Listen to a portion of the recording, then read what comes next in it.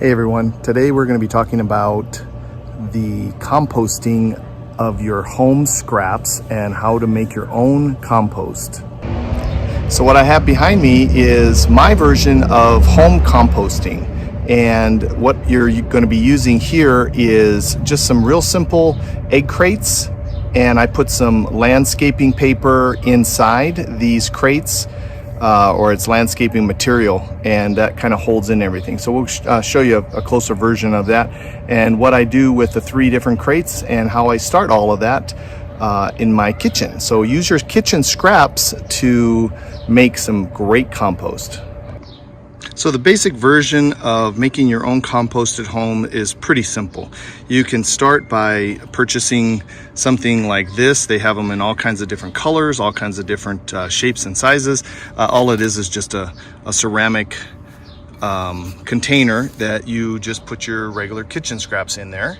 And if you see here, it does have a like a filter, so it does not smell at all. These are compostable bags, so you can just throw those right into the compost.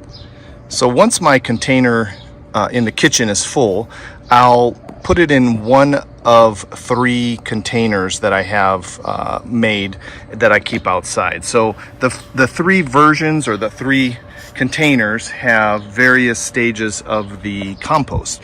So the first is, as you can see, the fresh vegetables that we put in, and these are the bags. You have, again, any of the kitchen scraps that you don't use, you can just throw that straight into this first bin. So this is my top bin. I put them on top of each other, and I'll show you that at the end. And then as the food materials break down, I just kind of let them break down by themselves. I'll show you what I'm going to do here to help speed up that process. But then what I do is I move that down to the center container. The center container is the second version of the breakdown of the materials, and I'm using, again, some real simple newspaper that has been shredded.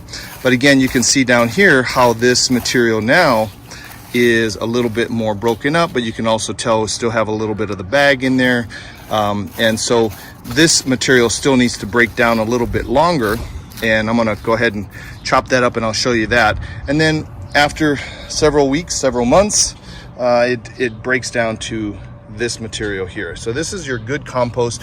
As you can see, it still has a little bit of some of the eggshells in there that you can see that still need to break down, but again, in nature will do that. But if you see the difference in how much material we have here, the compost, and we started with a full container here, and that's what it breaks down to at the end. So I don't move anything from these 3 containers. I just leave them, and what I just do is I kind of rotate them. So when this one is full, which it is getting pretty close to being full, I'll move this material here into a little bag, or I'll just put it out on my garden. So this material is very compact. It's been really dry and hot, so I've been trying to take my shovel and trying to break up some of that, but it's just really hard. So what I'll do is I'm going to take some reclaimed water that we got a lot of rain, so I have a bucket that I kind of put everything in, and what basically I do is take that reclaimed water, put that in here. That'll loosen up the material a little bit, and then I can use my shovel, and I'll take my shovel, and now it'll be a lot easier. So I'll show you the end version of this, but this is getting pretty close to being finished compost also. So I'm going to go ahead and chop up with my shovel this material also. You kind of see what happens from there too. So anytime you're going to add anything to your compost, I try to not add anything. You can buy commercial stuff that helps speed up the process, but I'm not in any hurry, so I just let things just kind of do it naturally. But you can also add to the nutrition process by adding what we call green and brown materials. The green materials, of course, are your simple things like your broccoli here, or just, plants, plant-based materials, banana peels, eggs, that kind of thing. So if you want to go from here to here, it sometimes will take several months to do that, but you can also add a little bit of extra things to the process that will help. So what I use is, again, try to do as much as you can using materials that you already have. So this is from the fall, or really the spring, when I was pulling up all of the leaves, the dried leaves, brown leaves, and so I chopped those up. And so now I'm gonna just go ahead and add like maybe 2 or 3 handfuls of this brown material into my active compost here. That also helps keep some of your bugs away. I do cover this, by the way, so it's not like this is all exposed and the critters come and get it. So it's all contained. And so I'll put a little bit there, and I will put a little bit also in my second version here, my second container, and that helps. I'll mix this up again.